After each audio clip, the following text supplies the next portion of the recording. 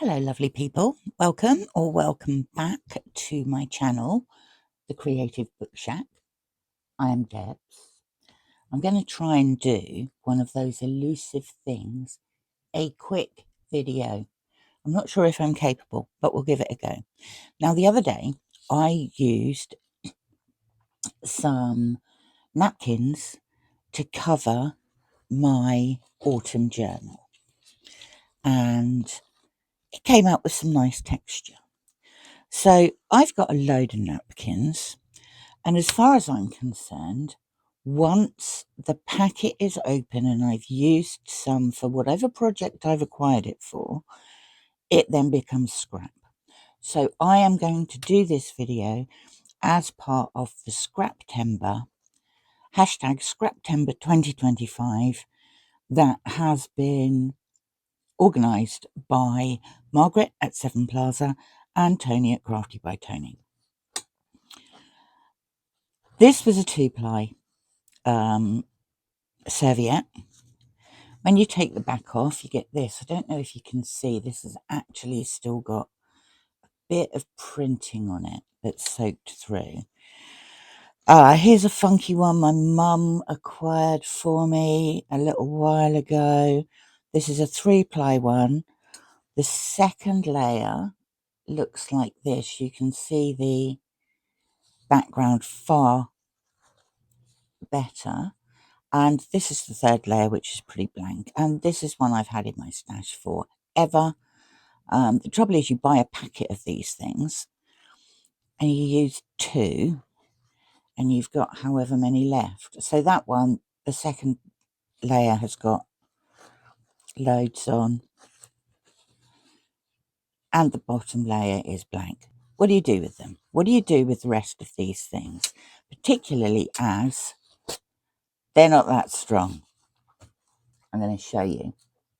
I have one glue water solution, which I will give a shake to. One paintbrush. I have small squares of each of those. So I've got one of those. I've got one. That's not a square because I cut it out because I didn't want to chop that up. I've got that, and I've got a blank bit. And then I have the essential item. This is the cheapest old plastic bag that I could find downstairs. It's very thin, and I find that very useful. I've opened it up. I have used and reused this plastic bag. You cannot say that I am not making the most out of this plastic bag. So, what I am going to do very quickly is, like I say, give that a good shake. See if I can open it. Why does it now look wet, you ask yourself? I just had to pause you and go and run it under the hot tap before I could open it. Anyway, there is it's just normal PVA glue and water. This is fun, messy play. Right, I've got a brush full. I am going to paint it liberally onto my plastic bag. Like this. Lots of lovely glue. I get in such a mess when I do this. Right, then I am going to take these pieces. I'm going to put that on there. You see it soaking up all the glue. Lovely, lovely. Doesn't matter if it's crinkled. And I'm going to do this one. This is part of the second layer of this one. And I just want to see if the ink on the printing comes out. Then I'm going to get my brush again. I'm going to put more on here.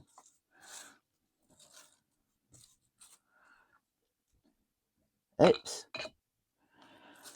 Like this. Lots of lovely sloppy watery glue. There's a fly in here again.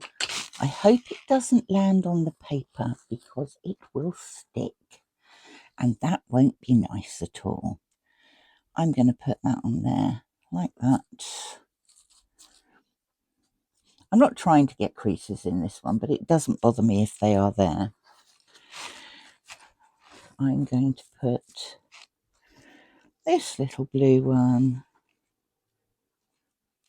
down there like that. I'm going to slide this over a bit.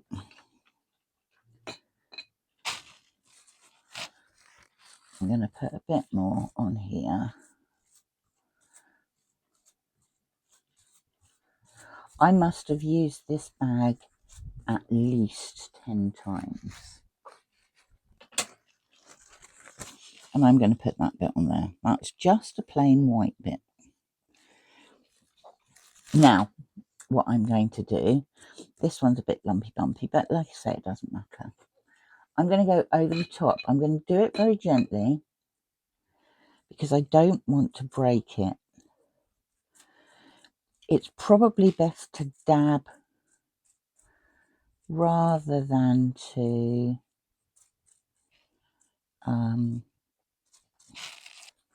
swipe, because the tissue paper at this stage is quite delicate. You want to cover the whole thing. There's no such thing, well, there probably is such a thing as too much glue, but you can see where the glue hasn't soaked into the paper, so you can see which bits you need to cover. Right, I'm going to go ahead and do the rest of these just like that.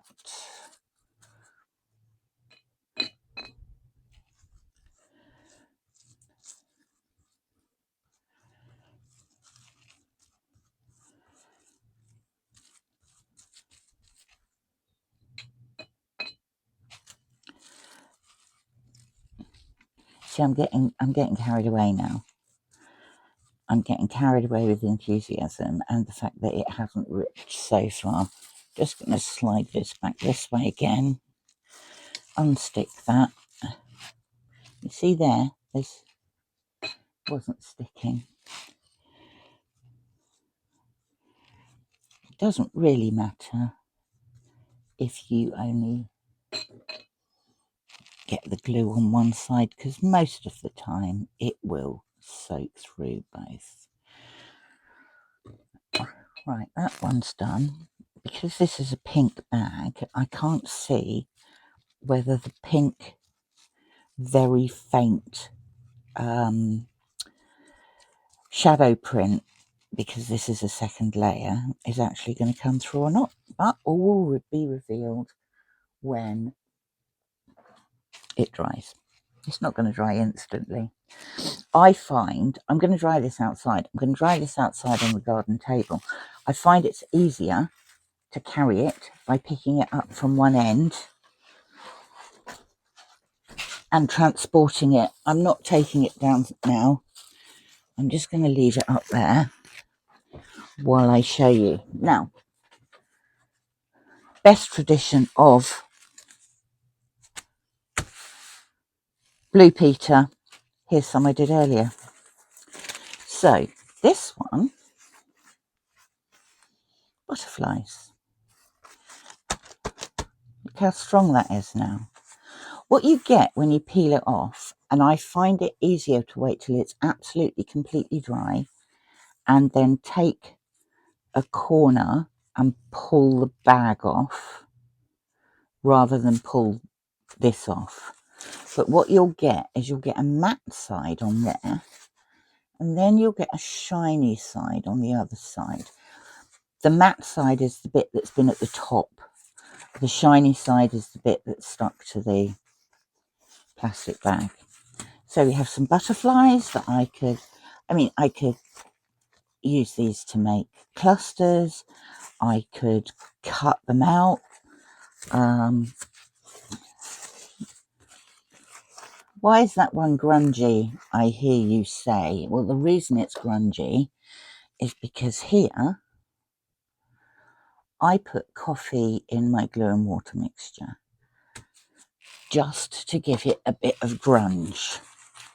So that's that one. With these ones, before I painted it in coffee filled glue, I sprayed them with dilution zinc just to see what they were going to look like, and that's what they look like, nice and grungy.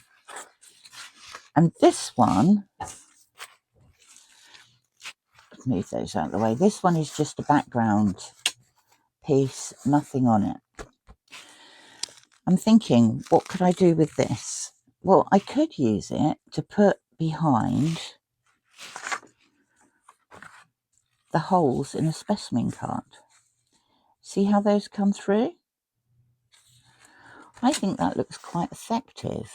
Just gives it a bit of texture.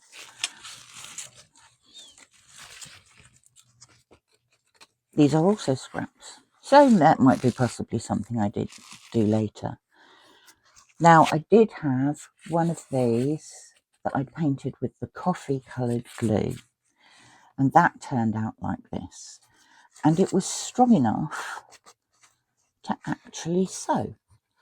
So I just did a blanket stitch all around the edges of it, put some washi tape that I had dyed, put some ink on, and turned it into a little pouch. It's quite strong. You wouldn't think that was just one ply of tissue paper. So there you go. That's it. That's it for this video. That's just something that you can do with a bit of glue and water, an old, very thin plastic bag, and serviettes, or the back of serviettes that you've used the front of. You can stamp on these as well. You can stamp on them if you use water, a non-waterable soluble ink. You can stamp on them before you glue them and make your own papers. Thank you for popping by. I hope you enjoyed that. Please like and subscribe, and I will speak to you soon. Bye for now.